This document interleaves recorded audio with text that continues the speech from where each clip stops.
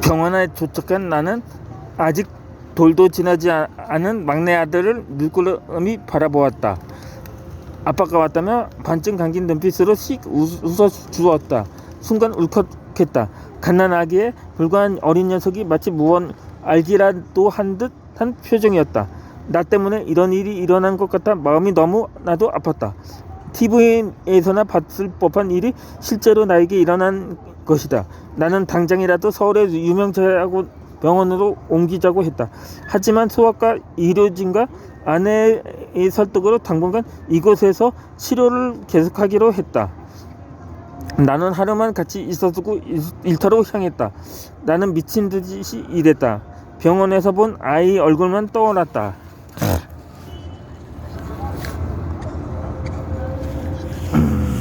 나흘 동안 잠 한숨 자지 않고 밤새 가며 골판지 원단을 실어 날랐다. 나올 때 되던 날에는 4m 높이에서 상체가 기울어 추락할 뻔도 했다. 원단을 고정하기 위해 차량 위에서 안전바를 정리하던 중 나도 몰래 순간적으로 졸았던 모양이다. 둘째 아이는 돌잔치 사진이 없다. 병원에서 온갖 주사와 항생제로 병마와 싸우며 시간을 보냈기 때문이다. 3개월간의 지방대학병원에서 치료를 이어나갔다. 하지만 구체적인 원인은 여전히 불투명했다. 나는 결단을 내리기로 마음먹고 치료를 중단시켰다. 나와 아내는 곧바로 서울로 향했다. 서울에 있는 대학병원에서 다시 진료를 시작했다. 며칠 후 담당 교수님께서는 이미 이전 대학병원에서 할 수 있는 모든 조치를 한 상태에서 지켜보다고 하셨다.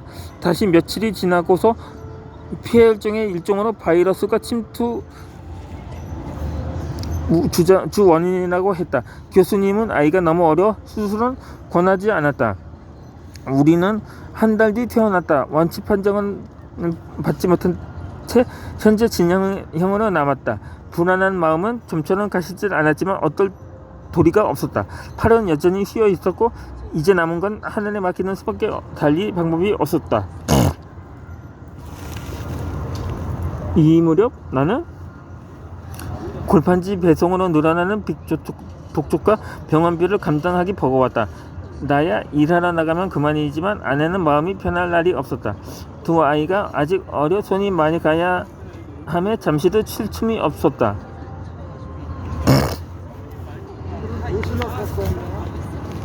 더군다나 통장의 잔액을 보고 있으면 한숨이 절로 나왔다.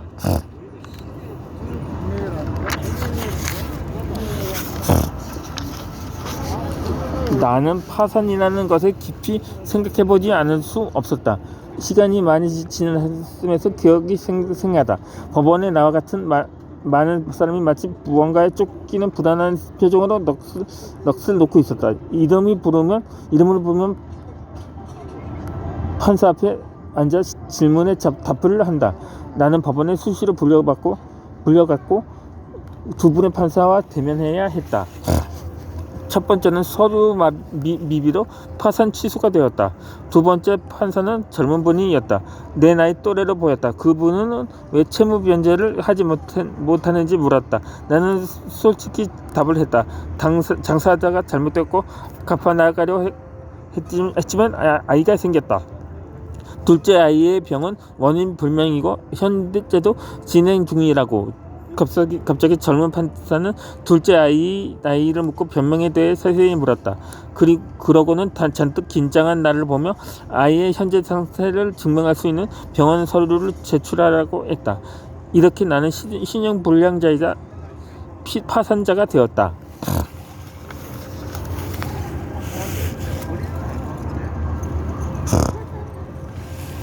앞으로 어떻게 살아가야 할까?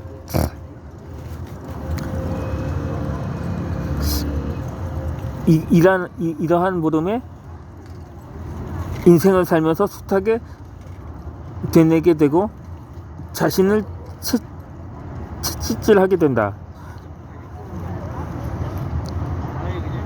그리고 현재까지도 진행 중이다. 이는 학생이건 직장인이건 결혼을 했던 여자든 남자든 연세가 지긋한 어르신이든 상관없이 누구나 떠오르는 질문이기도 하다. 미래를 알 수 없는 인간은 끝없는 욕망과 위험으로부터 자신뿐 아니라 종족 보호를 위해 매 순간 떠올려야 하는 본능이다. 올해로 72살이 되신 아버지 역시 이러한 질문이 마음 한구석에 매번 자리 잡고 있다는 말씀을 하신 적이 있다.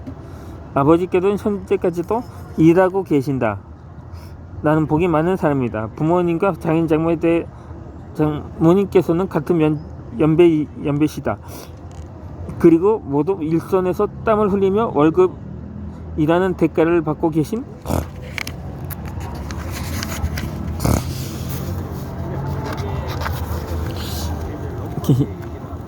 나. 엄연한 사회 구성으로 각자의 역할을 하고 계신다. 지금까지 아프시거나 병원에 입원하시지 않고 건강하시다. 언제나 감사드린다. 이 질문은 나 역시 어떤 일을 할 때마다 숱하게 머릿속을 맴돌아 방황하게 했던 말이기도 하다. 나는 프랜차이즈 가맹점을 개업했다가 1년 6개월 만에 문을 닫았다. 폐업하자마자 모든 것이 빛이라는 이름으로 남기 시작했다. 당장 취직을 해야 했다. 아내는 출산을 한 달여 남겨놓고 있던 만삭의 몸이었다. 다행히 처형되기 처가와 가까이에 있어 안심되었다. 지금은 어여쁜 딸을 키우고 있지만 당시에는 아이가 없었다. 당장 돈이 없었다. 한 달 뒤에 아이가 태어나는데 생활비는 바닥난 상태였다. 나는 절박했다. 그리고 엄청난 조바심이 일었다. 구직 정보지를 빨간색 펜으로 수도 없이 동그라미를 그리며 전화를 돌렸다.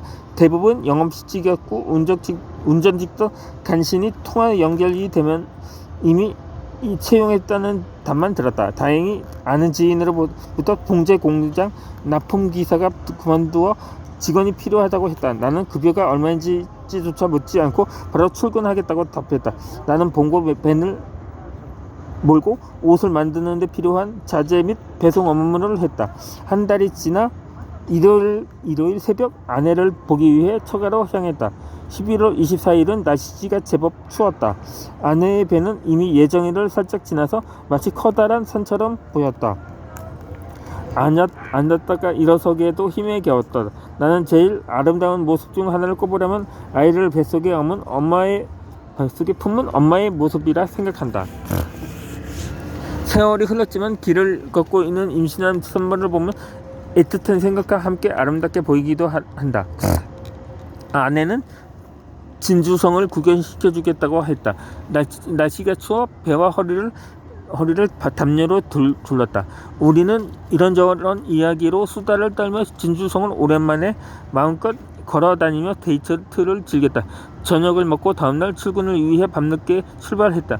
함께 데려온 처남차로 새벽 고속도로를 달려 대전쯤 지나고 있을 무렵 다급히 장모님 전화가 왔다.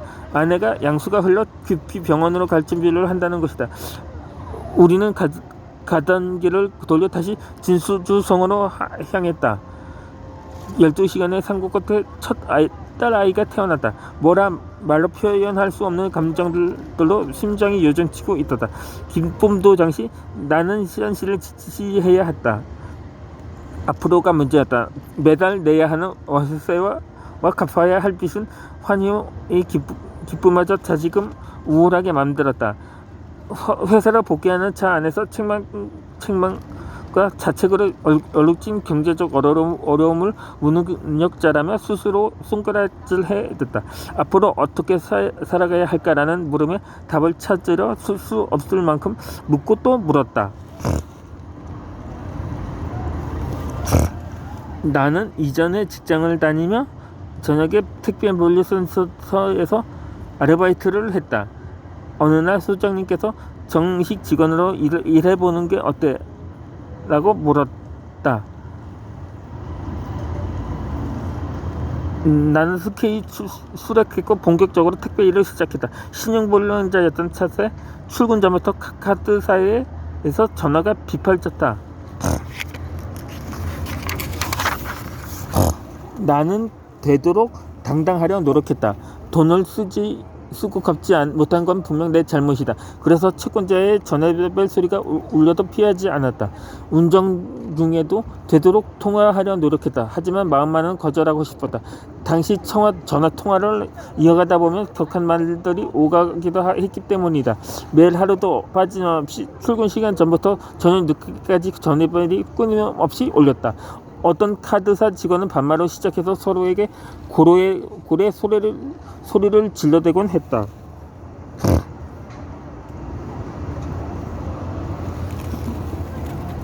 나는 아직 갓난아이가 있으니 조금만 더 기다려달라고 악다구니를 질러댔다. 서너 달쯤 지나서였을까?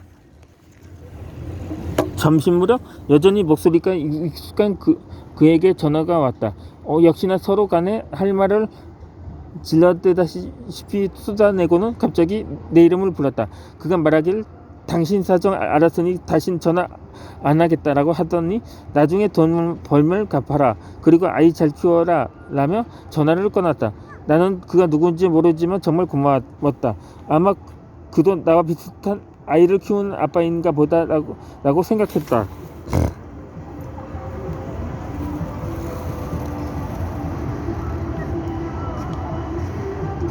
저는 무릎에는 검은색 양복을 입은 남녀 서너 명이 어머니 혼자 계시는 집에 찾아와 거실까지 들어오는 바람에 한바탕 소란이 일었다. 당시 나는 택배 물건을 싣고 인천에서 부곡터미널 회사로 복귀하던 중이었다.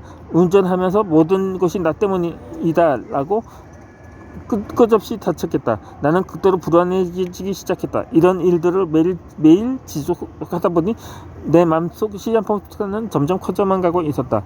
매일 그들과 싸우는 꿈을 꾸었다. 다음 날이 되면 어김없이 전해발이 울리기 시작했다. 하루하루가 전쟁이었다. 앞으로 어떻게 살아야 할지는 늘 현재 진양형으로 남았다.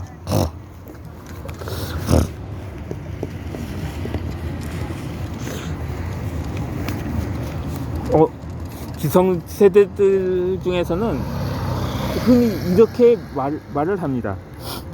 우울증은 질병이 아니고 배부른 시대의 특정이라고 말입니다. 이 말을 들은 우울증 환자라고는 표현하기는 좀 그런데 그런 말을 들으면 이렇게 대꾸를 하겠죠. 야, 이 XX 야 우울증을 펌해하지 말라고 말입니다. 사실 그렇습니다. 누구에게는 우울증은 그냥 가벼운 질환으로 넘기는 사람이 있는가 하면 불치병으로 인식하는 사람들도 있기 마련입니다. 하지만 이런 우리 사회 전체적으로 우울한 면이 없지 않은데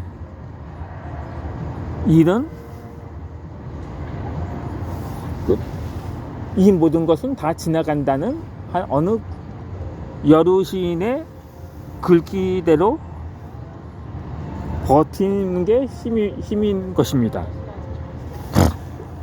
이 120페이지 중반으로 넘어왔는데 이는 또 다음에 이어서 낭독해드리도록 하겠습니다.